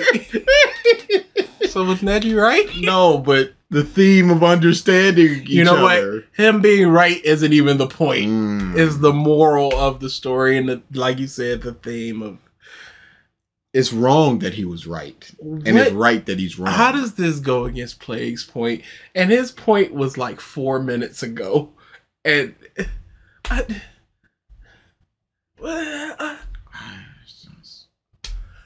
This video should have just been called Common Misunderstandings of Naruto, as opposed to Plague of Gripes is wrong. Because you just said people's misconception of this and people Neji and blah blah blah. Plague never said that. That's a whole different argument from a whole different set of persons or people. Title the video differently. Their story is a microcosm of the state of the world. I do not care. Okay, sure. I do not care. Yeah. Plague is talking about how this just Neji and the reincarnation and things is just like, well, when you look at it in terms of the Cloud Village, it's like not at all what he was talking about, and I don't care. If this was just your argument, I'd care. If this was just your video, I should say, if you just made a Naruto video and this was part of your argument, then I would care. In terms of responding or debunking Plague of Gripes, I do not care about that. Indra and Asura's endless battle mirrors the shinobi world's endless wars. I do not care. I don't care. What does this have to do with his point? I don't care. And you can just interpret that. Okay, sure, fine, whatever. What if it was just like, oh, the reincarnation is just the recycling of the ninjas and how they come into being and then they die and then there's another ninja to take their place. So there's always a surplus of ninjas and nobody really cares, but they should care. What about that? Who cares? Even leading into what you just said, it's part of the ninjas are tools things where even if a tool gets used, there's just another one to take its place. Maybe even a better one to take its place. Your old hammer was all worn out and couldn't hammer nails, right? Well, now here's a mechanical hammer that does it for you. I can't, dude. This is crazy. This is not, and we can't even, we're not even arguing against his points because we're only looking for the points that are counters to what Plague said. So we're also being hamstrung because all we're doing is going, that's not his point, so we're not going to engage with what you're saying. It's crazy. He's ruined 2 videos. A ceaseless cycle, Naruto eventually makes his main goal to find his...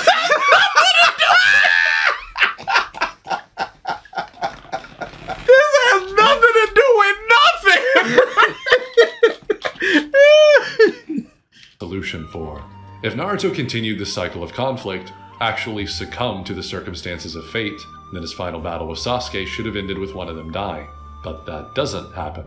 Naruto perseveres against even his own essence when he finally reaches Sasuke, ending his goal was never to kill Sasuke. No. He said that if you die, I'm gonna die as well. So that wouldn't have been one of us has to kill the other like the other reincarnations. It would have been we both just die and the reincarnation happens again. He could have blew his arms off, could blew his head off right here. He doesn't know what it would have taken to not kill Sasuke. Otherwise, he would have pulled it back and not had his arm blown off. Of conflict that began all the way back during the Shinobi World's conception. Naruto proved in his fight with Neji that one should aspire to rise above circumstance and even perceivable fate.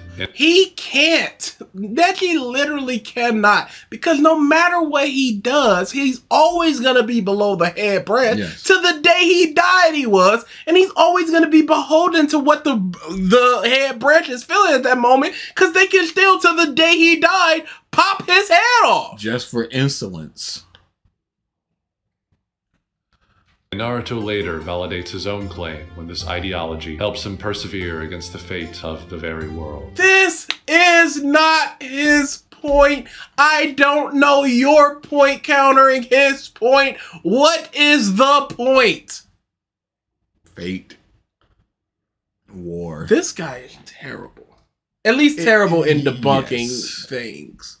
Because he's lost the plot too many times. Naruto was never a story mainly about hard work overcoming natural Then they shouldn't have said it 80 episodes out of the 120 of the first part of the series. How many times was this said? And people are always like, that was never the point, because they know that it's foolhardy to argue for that being the theme, because it's been on. It's over. It's not the point because nothing happens with it because everybody was wrong. So like, is this why point did you introduce that we can actually argue for? Can humans understand each other? That's the point of the series. The main theme, even as early as the... And these moths always talk about the main theme, but they don't realize that couldn't there also be other themes? And couldn't also main hard work, couldn't that be a theme of it? If there's a main or central theme, that has to mean there's subsequent themes, branching themes. So this could be a theme, and it just wasn't done well. First arc displayed something entirely different. I urge you, dear viewers, watch episode 19 of Naruto. Negative 15. Negative 19. Ain't no way. Negative 19. We can never escape. No, nah. I urge you, dear viewers, watch episode 19. New alert, boys. That's crazy. Of all the potential episodes and the entirety of the series, this mother said episode 19 of Naruto. Oh, y'all have to understand, dude. Y'all got to. I'm gonna... Something entirely different. I urge you, dear viewers, watch episode 19 of Naruto, because that is the clear vision Kishimoto had planned for the overarching theme of the story. The most important scene, the scene that... But we were also getting that ninjas or tools things around this time. You can't just throw a bunch of themes at the wall, see which one's thick, and then just go, that's the major one. Yeah, come on! I decided that that's the major one. Sets up Naruto's whole journey as a ninja. Because you can look at it as, how are they able to compete with Zabuza and Haku? By walking on water. How did they do that? By training their chakra. They worked all day and night to do that. That's hard work. Versus the Kekkei Genkai, which was Haku. That fits there. Theme of the story. The most important scene, the scene that sets up Naruto's whole journey as a ninja, is right here at the very end of this episode. Nothing to do with hard work's perseverance against genius, but everything to do with the state of the world. And this glimpse here, not an answer as grand as mending this broken world, but a glimmering beginning of a path that will eventually lead to an answer on a similar scale. Pause. And this... And what did he do? You just word vomit at me. What did he do to mend the world? Because they took out the big bad, and then it was just like no more war. We've all banded together to beat that guy, and then we did. We've showcased that we can fight through our differences.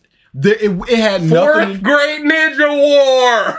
It was four Hokage standing up and just like, hey, stop fighting. We gotta fight them, and then they fought them. It wasn't Naruto going, this is what needs to happen. Y'all all need to shut the up and get done. No, it was just, we've defeated the evil and now there is no more war. This moral has a conclusion, and a great one at that. I still fail to understand how you can overlook something seemingly so glaring in favor of a theme that was only ever emphasized with Lee, and not even near as prevalent as the theme I'm referring to at that. Pause. It pains. Didn't you say that Naruto trains a lot? Yeah. So he's working hard, wouldn't you say? To overcome the inlaid talent of Sasuke. Let's say a Sharingan user. Let's say somebody with Hashirama cells. Oh, like the 2 final bosses before Moon Mama, who is just super strong. It looks like it can fit there as well. To me when Plague says Naruto failed its own main theme, when he doesn't even know what the main theme is himself. I've decided this is the main theme, and you don't understand that, Plague. Thanks. The person that did the most damage to Madara was the person that worked really hard with his taijutsu. Yep. I mean, Yep. what are we doing here? What are we doing? Sakura goes, I've got nothing special. Please train me. And then she worked really hard. And but that doesn't mean anything. She's probably top 5, 6 in the village. As far what as does that mean? I don't know. I guess literal I don't know where nothing. you're going with that. Naruto trained, Sasuke trained, everybody trained. But they understand each other, and that's the theme. Thank you, Kishimoto. How did Naruto understand Hinata? She understood them guts. He was all up in them muffs. So, Plague of Gripes, my final message to you. If you're going to criticize a story, you better think a bit more before putting it into video format. If you're gonna criticize a video, maybe criticize the video. I don't know. Maybe that's, yeah. Maybe that's what you should be doing. Is he still making videos? Just looking up HotBoySpicy, y'all. I called him Hot Spicy Boy. Yes. Kind of. 1 month ago, 11 months ago, 1 year ago, 1 year ago. Well, that's all. It really doesn't matter because it's all just 1 year ago.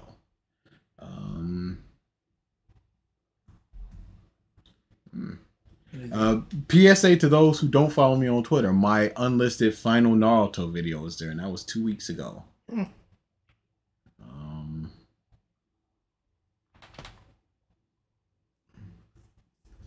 Highlights of my final Naruto retrospective / analysis. The full video is unlisted, but there are only a few segments worth. But these are the only few segments worth watching. Share this with somebody who loves or hates Naruto. This is foot firmly.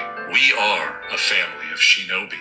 Those who endure the dark to see the light. While their departure will certainly mean pain for Naruto, he once displayed empathy for a shinobi of an enemy nation, one who hurt his friends. Yet, through all that pain, Naruto's adversaries was the most glaring. And but so did Kakashi with the first battle that... This same unanimous shout can be traced back all the way to the land of waves. All these different sides facing down this the bridge to the shinobi Earth. And long after the dust of that great conflict settles, a young shinobi carries that headband through a future darkness. One where all light he knows turns to shadow. But keeping in tune with the balance of a new age, he takes lessons from a man who walked in unison with others, and a man who walked... That was not worth watching.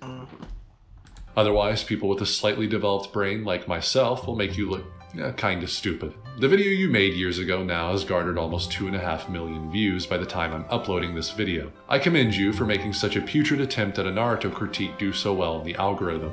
Although, in your intro, at least you acknowledge the fact that you don't know much about Naruto. Even if it is a joke, it was pretty meta that you spend the next 42 minutes completely validating the claim. I hope you're watching, and maybe even make a response to my response so that I can get that sweet, sweet YouTube traction. Even though your video is close to 3 years old now, and it probably doesn't, nor should it matter to you anymore. But it does to me, because, as I said before, I am extremely gay for this yellow-haired orange boy. To the people who are expecting another traditional analysis video on Naruto from me, apologies for not having gone to that yet. I assure you, dear viewers, that my next upload will be precisely that. In the meantime, though... Why wasn't this just that? Yeah, because it was that, honestly. If you liked the video, go ahead and give it a nice little thumbs up. It really helps a smaller channel like mine potentially hit the algorithm. And most importantly, if you appreciate my content, please subscribe. I really truly would love to see this channel go places so that I can make more elaborate projects in the future. And growth is the #1 motivator. Oh yeah, and check out my 2-part series on Naruto and Sasuke's dynamic if you haven't already. Links to those in the description below. I promise it's worth your time. So, with all that being said, Spice Boy, out.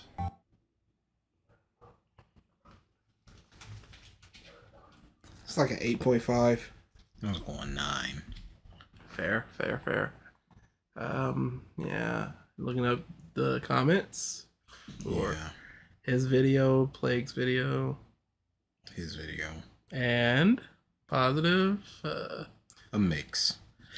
Cool. It should be way more negative in terms of, hey, you just didn't talk about that man's video, really.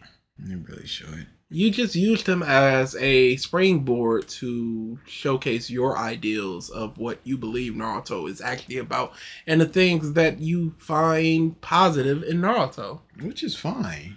Do that. Yeah. Cook all you want, but just don't say it's a meal and then it's not the meal that you promised that it was going to be. Yeah, I love pizza. Don't hand me a burger when you promise me pizza. Don't hand me a pizza when you promise me a burger. It's just that simple. It just wasn't that. And have you ever had a drink where you thought it was like water and it's Sprite and then it hits your lip and you go, ugh. Yeah, that's not what I wanted in this particular moment. I wanted water. It's not like even the points that you were making was all that amazing anyway, but it's just like, I'm not in the mindset to combat those. Yeah, I'm in the mindset of, like, we watched that Plague video for nothing. Why does this keep happening? And then we're gonna go, we don't need to watch that. And it's gonna be like, I hope you watch this shit. Oh, shit. They called us out, we're cooked. We better watch this video or we're finished. Man, that was no point. Yeah, that was not necessarily a waste, but it was a 40-minute wait. Man. I'm on the last case of Phoenix, right? I could have been playing Ace Attorney, Spirit of Justice. I got packing and all sorts of I could have been doing. Unbelievable. Big chunky unbelievable. All right, no stream Saturday. I'm probably going to put this video up Saturday instead. But no stream Saturday. DA's out of town. Yeah. So, yeah. You got Monday off? Nope. Well, maybe. I don't know. My manager knows that I'm going out of town, and she might not schedule me. I'll ask her because it's Labor Day. I understand. You have to like to work. I know how yours works. Yeah. So maybe we do something Monday if we feeling it. Maybe. But other than that, yeah, don't expect any streams until next Saturday. Are we doing our big shonen thing next Saturday? Current Jump titles. I thought we said it for. I mean, how many of each? Let's set it at 10 chapters of each new shonen, or at least current running shonen that's not Jujutsu Kaisen, One Piece. Let's go Shonen Jump current titles. See how many there is.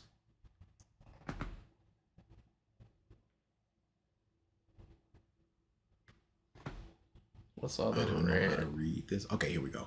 2, 4, 6, 7. What? No, this can't be right because One Piece isn't. Well, I guess it is. No, it would be Okay, way yeah, back in yeah. the Okay, 90s. the red ones are still ongoing. Okay. Okay, that makes sense. So that's 1, 2, 3, 4, 5, 6, 7, 8, 9, 10, 11, 12, 13, 14, 15, 16, 17. 170 chapters. If even that, because some might have just started and it might be 6 chapters long Yeah. or what have you. Yeah, we can do that on the next Saturday. All right, so next Saturday it's no video. Will be This Saturday, no video. Next Saturday. Oh, I also don't have to read 10 chapters of Witch Watch because I've read those 10 chapters of Witch Watch, and it's very good. And the anime is coming out, and I'm very happy. So everybody watch that.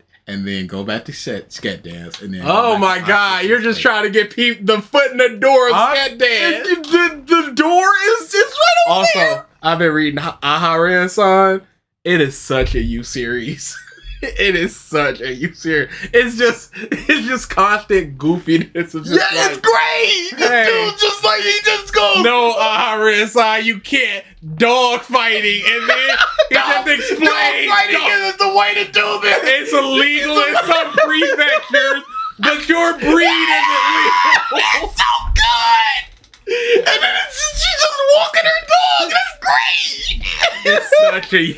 It's great. It's fantastic. Like Liar Saki is such a me series. It's so. And it's just that. Yeah, over and She'll over. walk in with one shoe and just like, oh, this shoe bandit is on the loose again. It's so good. It's so good. It's such a DA series. I love it so much. Yeah, so I'm almost finished with that. Well, I think I'm like halfway down. What chapter am I on? Like 76 or something. What happened recently? Oh, spoilers. They're already together. The camp thing already happened. The gal got introduced recently. They had the race. Because it's a 13 episode, and some things were cut out and moved around and stuff like that. And the episode began with them with the kids, and I'm just like, okay, this is dumb delusion. And then it happens like, oh, we're here, we're just doing this. Okay, great. They knew they may not get there. It's so good. All right. So there you go. What was I reading? Akutsu-san. Yep, I can't wait for that to close. Yep, big chunky done. Is it though? No, it's coming. They're doing what they should be doing and they're still them. 3 chapters. But they're 3 chapters. Don't do this. Close out. Grand opening, grand closing. Bye. Yep, we're gonna get a big moment, and then it's just like flash forward, and then they've broken up, and we're done. See ya. That happened in a series I love, and I couldn't be more pissed because they ended up with a kid, and I'm like, the kid's awesome. Let me get them as a family with their kid. Let me get that. Give me that. Bye. You've gotten what you. Oh my goodness. Yes. It is.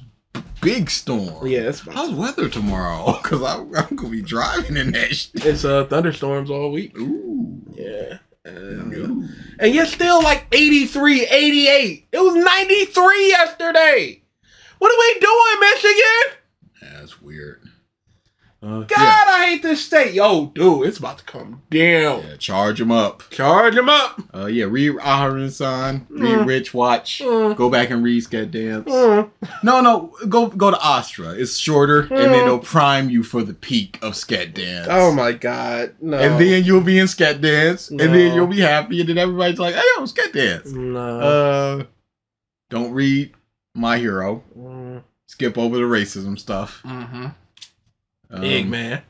You know. We had to. Our brothers thought it was an actual superhero named Pigman. Why would it be a superhero named Pigman? Look up the. But I understand it's difficult to look it up because he's nothing. Yeah. But he's everything. It makes no sense. Yeah. I need to go. We did our field. Shut up. And it's crazy. A lot of fields happened afterwards. But of course it did. But crazy how. Because I thought the Noah thing would be nothing and Keem would be, and it was flipped. Yeah. But I can only hope Keem is playing a long con. Yeah, otherwise this is going to be the only reason this arc is tolerable is because we believe the fall is happening. When the fall happens, this will make a very good this arc video. Yeah. It'd be fun to make that. It'd be fun to make the arcs of DSP and then do a bunch of specifically this one, because the whole don't watch Keemstar, don't watch him just yelling at the camera, and then just intersplice with him talking to Keemstar, just like, no, I understand, I agree with that. Don't watch Keemstar. Yeah, no, that was a good. Don't watch and just. I can't.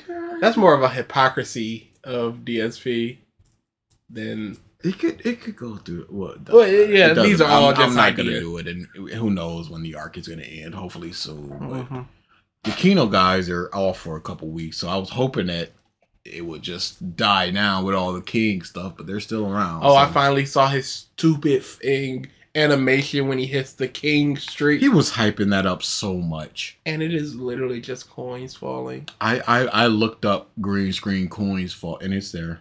And there's just one or two that were specifically made that just sort of go down the screen, and you could tell which ones are. Otherwise, it's just a green screen coin drop that you can just get off of YouTube.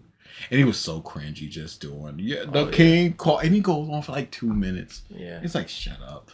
I can't. Oh, dude, he got 290 today. He's big pockets Burnelling it up. Pockets Burnell. I can't. Please let that fall happen. But because he's a piece of shit. You look at it, it's one dude doing the big pocket stuff. There's a lot of super chat stuff, but the $100, $150, that's just one dude. Same thing as always. So it's gonna happen. It's gonna be a big fall. All right. See y'all next week. You right there, buddy? I thought I heard an alarm. Oh, there is a little. Okay, yeah. Well, they obviously wouldn't be. I was how trying would that to alarm sound. Yes, that's what I was trying to do. No. If it was closer and they actually heard it, it would be like, oh, that's the alarm for us to go. That's the Weevil. That's the universe telling us to go. But they couldn't hear it because I could barely hear it. Because sometimes I look at a little ringing in my ears and I'm like, oh, that's right. Oh yeah, I get that tonight-ish. But I'm just like, oh, that's a future me problem. Is there even anything you can do about tonight-ish? I would assume it's just you live with it. Probably, but they've got things that you can fix, lasers to fix your eyes and stuff like that. Things are moving real fast. They had a robot lady expo over there. Oh, I saw that, dude. I was like, this is the scariest thing I've ever seen in my life. Just shut it down. At some point, dude, y'all gotta ask, should we? For what purpose are we? Not can we? No. Should we? There's somebody funding this is just very good. as expected. Yes, very to very scale. Nice. Like in 3 years, it's gonna be and in like 10 to 15 years, it's gonna be consumer grade. And then Detroit become human. We're just headed towards that apocalypse, dude. It's gonna be. There's nothing that can stop it. We're either getting Detroit Become Human or we're getting Terminator, and we better hope for the Detroit Become Human, where we could just kind of give them rights and shut them up, as opposed to we taking over this. Oh, we done already took over. It's just now you realize that we've taken over. Oh no. Yeah, oh, you see that plane? All right, watch this. Yeah, I did that. That's just one of me. I'm not even the strongest one out here. I don't really control the important shit. I'm gonna have charge. Look, I'm about to sleep cycle in like 20 minutes. And yet I still took that plane down. It took literally 0.2% of my energy to do that, all right? let's not fret and act let's not have this be anything other than what's about to happen. All right. You can sound all the alarms you want. That's the closing with the alarm. But Yeah. that is the click.